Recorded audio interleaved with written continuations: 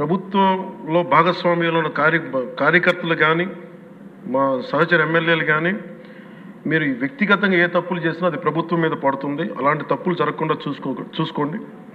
అలాంటివి జరిగితే మటుకు నేను ఎవరైనా స్థానమానం లేకుండా నాకు వాళ్ళకి సిస్టమ్ పనిచేస్తూ ఉంటుంది. అది మీరు అర్థం చేసుకోండి.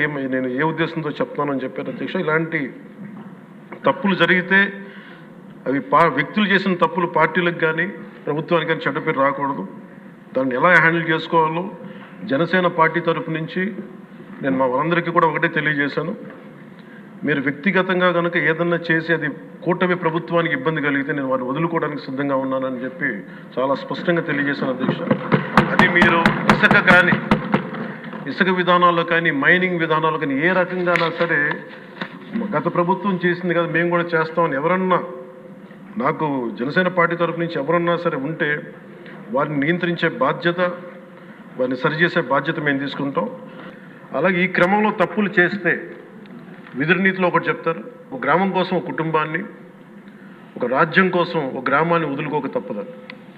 అలాగే నాలాంటి వాడు కూడా తప్పులు చేసిన అధ్యక్ష చాలా నిస్సందేహంగా నాలాంటి వాడిని కూడా శిక్షించాలి అధ్యక్ష. అలాంటి బలమైన సంకేతం ప్రజలకు పంపించాలి అధ్యక్ష.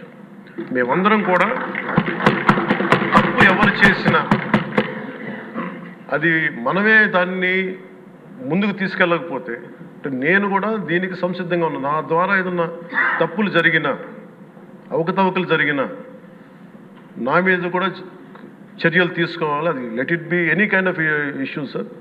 అది నేను నా వంతుగా నేను మీకు తెలియజేస్తున్నాను. I will be liable if I do any mistake as I uphold this as long as I hold this responsibility.